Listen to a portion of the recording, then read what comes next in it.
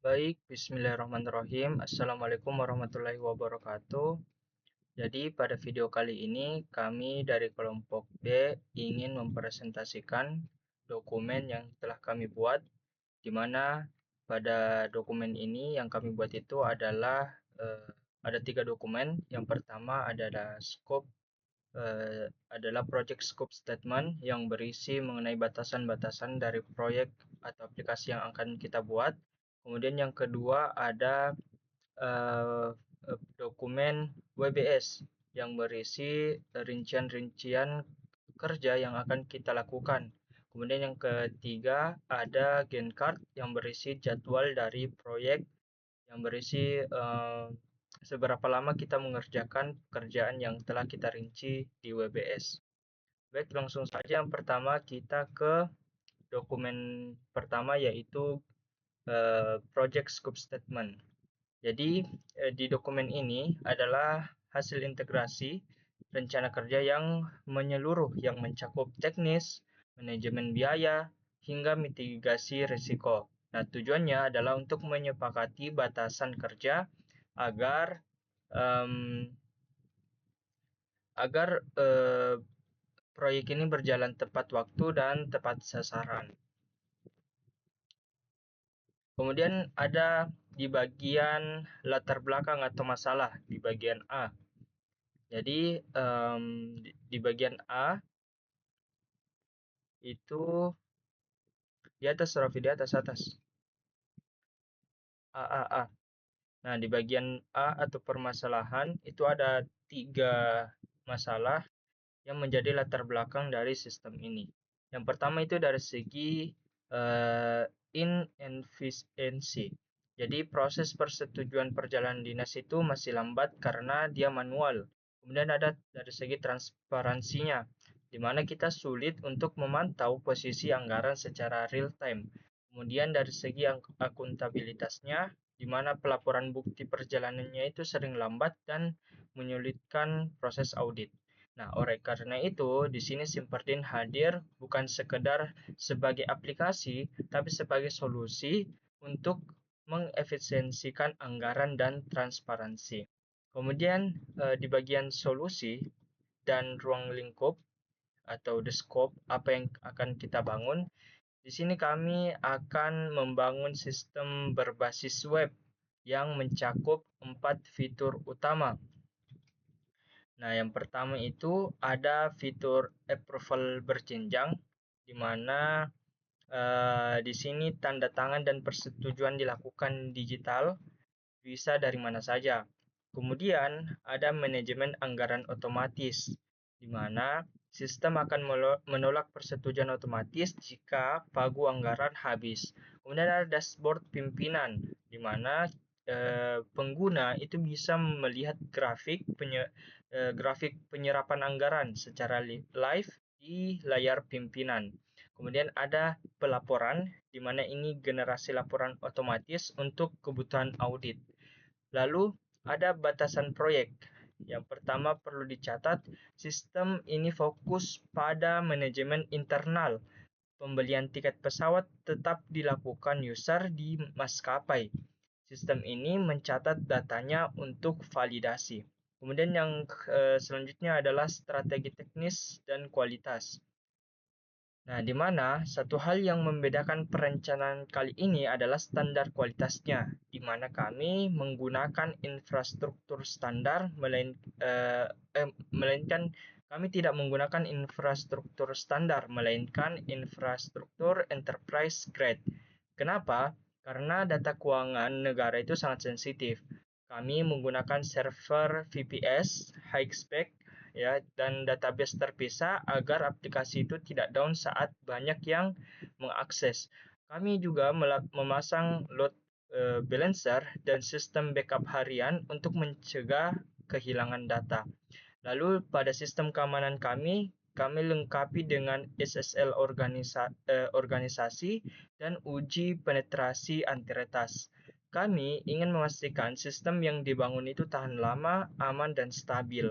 Kemudian di bagian jadwal dan tim, untuk mengeksekusi standar tinggi tersebut, kami menggunakan waktu kurang lebih 3 bulan atau 90 hari, di mana pada bulan yang pertama, geser ke jadwal ya, di mana pada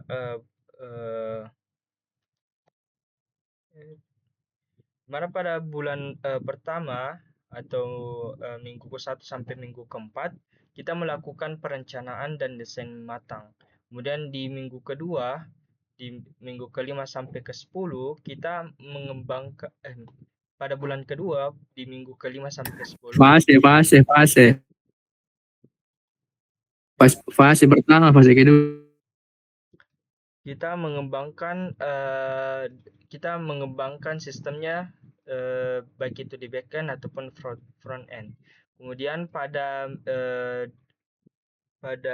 bulan ketiga, yaitu minggu 11 sampai ke-12, kita menguji keamanan dari segi security testing, pelatihan user, dan pada tahap ini kita bisa menjalankan aplikasi.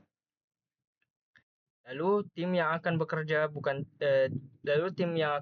itu bukan tim yang kecil, melainkan kita memakai 3 tenaga profesional, termasuk project manager, system analyst, security tester, hingga DevOps engineer. Ini bukan menjamin kualitas output yang profesional.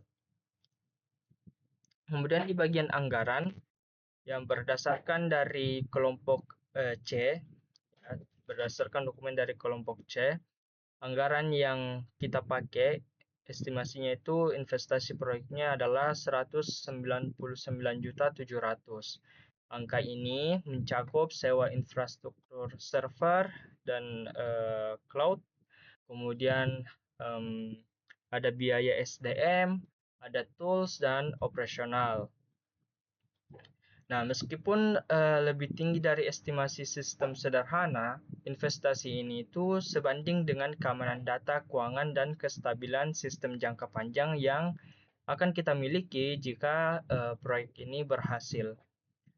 Sebagai penutup, Simperdin ini adalah sebuah langkah strategis untuk menuju good university governance, di mana dengan sistem ini pengawasan anggaran menjadi lebih mudah dan akuntabel. Jika kita menggunakan jika proyek ini menjadi berhasil dan digunakan dengan semestinya, maka anggaran-anggaran yang menjadi anggaran daripada pemerintah bisa diamankan sebaik mungkin.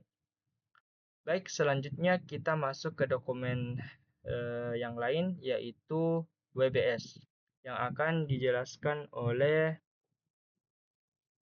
Raffi. Kepada Raffi dijelaskan oleh Arif. Kepada Arif saya persilahkan.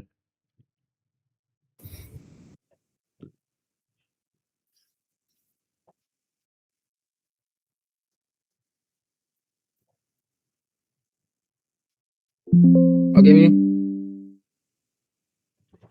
Oke. Baik, pada kesempatan kali ini saya akan mempresentasikan dokumen Work Breakdown Structure atau WBS dari proyek pengembangan sistem informasi manajemen perjalanan dinas atau Simperdin yang disusun oleh grup B. WBS ini berfungsi untuk mencegah proyek besar menjadi bagian-bagian pekerjaan yang lebih kecil, terstruktur, dan mudah dikelola. Nah, adapun tahap pertama itu planning dan analisis, di mana tahap planning dan analisis ini berfokus pada perencanaan awal proyek.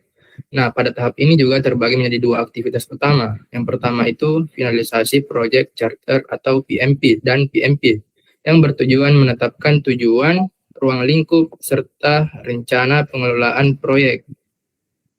Terus aktivitas kedua ada analisis kebutuhan sistem yang dilakukan oleh sistem analis untuk mengidentifikasi kebutuhan fungsional dan non-fungsional sistem. Nah, tahap ini juga menjadi fondasi utama sebelum proyek dilanjutkan ke tahap berikutnya.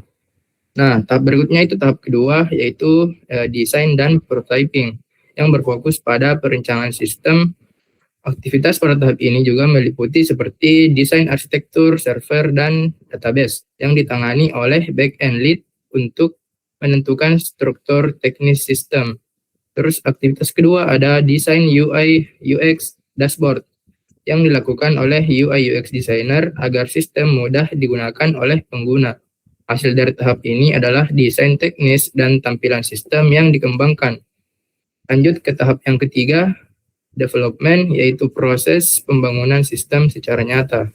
Tahap ini terdiri dari yang pertama ada back-end development, mencakup pembuatan API dan logika bisnis sistem. Terus yang kedua ada front-end development, yaitu pembuatan antarmuka web yang digunakan oleh pengguna.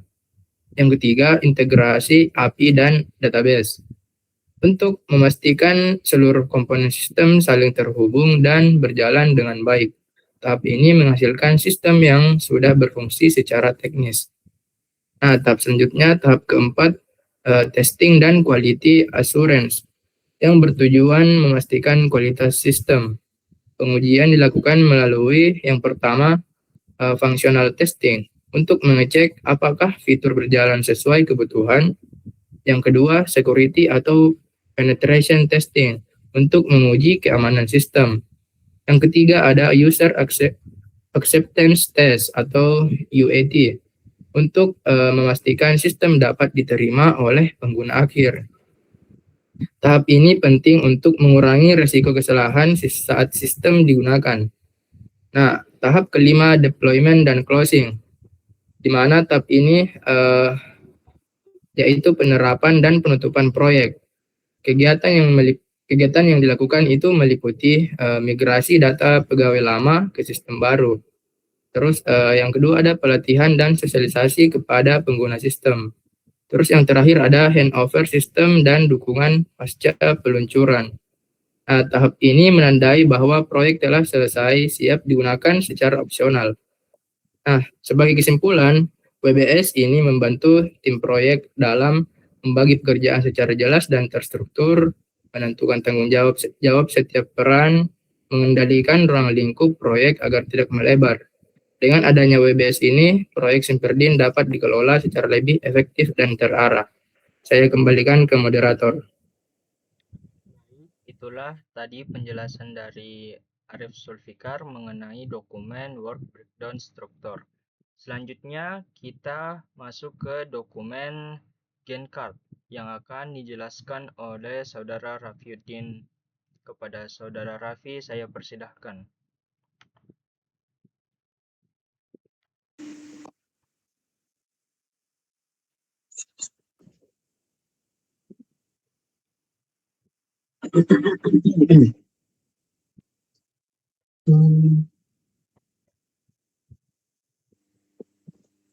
Baik, saya akan menjelaskan terkait materi ini. Bagian pertama, perencanaan dan konstruksi inti. Pada bagian pertama, aktivitas kami berfokus pada dua fase krusial, fase perencanaan dan analisis. Kami memulai dengan finalisasi rencana manajemen proyek dan analisis kebutuhan sistem untuk memastikan setiap fitur fungsional menjawab tantangan operasional kita. Kemudian fase desain dan prototyping, tim segera bergerak merancang arsitektur server serta antarmuka atau UI UX. Tujuannya adalah memastikan sistem ini tangguh secara teknis maupun tetap nyaman digunakan. Inisiasi pembangunan sebelum pekan pertama berakhir, penggunaan komponen backend atau logika bisnis utama untuk memulai dijalankan untuk mengejar target fungsionalitas. Pekan kedua, integrasi, validasi, dan implementasi. Masuki pekan kedua, fokus tim beralih pada perumpamaan, pengujian, dan penyerahan sistem. Fase pembangunan lanjutan.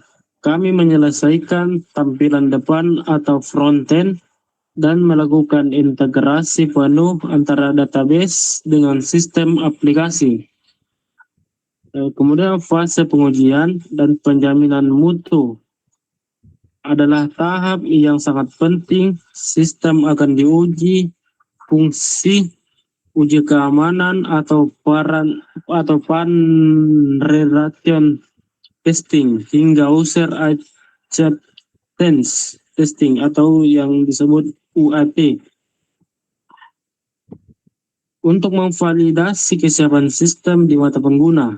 Kemudian fase implementasi dan penutupan. Proyek diakhiri dengan migrasi data penting, pelatihan para staf, serta serah terima sistem secara resmi kepada manajemen yang disertai dukungan pasca penyeluruhan. Secara keseluruhan, jadwal ini dirancang dengan alur yang saling berkesinambungan untuk memastikan efisiensi waktu tanpa mengabaikan kualitas hasil akhir. Mungkin itu saja. Saya kembalikan ke moderator, Ahmad. Baik, itulah tadi penjelasan dari kelompok kami, di mana kita sudah mendengar 3 penjelasan mengenai dokumen. Yang pertama ada project scope statement, yang mana berisi tentang apa saja yang ada di dalam project tersebut, apa saja fiturnya, teknologi apa saja yang kita gunakan, lalu dari segi anggarannya, jadwalnya juga, dan serta batasan-batasan dari project kita. Kemudian yang kedua, kita sudah jelaskan juga di bagian WBS. Di sini berisi rincian-rincian kerja kita, apa saja perincian dari setiap pekerjaan. Kemudian di dokumen yang ketiga ada Gantt chart yang berisi tentang jadwal dan membatasi setiap pekerjaan itu durasinya berapa lama dan tanggal selesainya itu berapa lama. Nah, dengan dokumen-dokumen ini diharapkan para proyek ini dapat dikerjakan dengan satu patokan yang sama sehingga bisa berjalan dengan baik dan bisa konsisten dari awal proyek hingga akhir proyek. Mungkin itu saja yang bisa kami jelaskan. Jika ada salah-salah kata di antara kami, mohon dimaafkan. Assalamualaikum warahmatullahi wabarakatuh.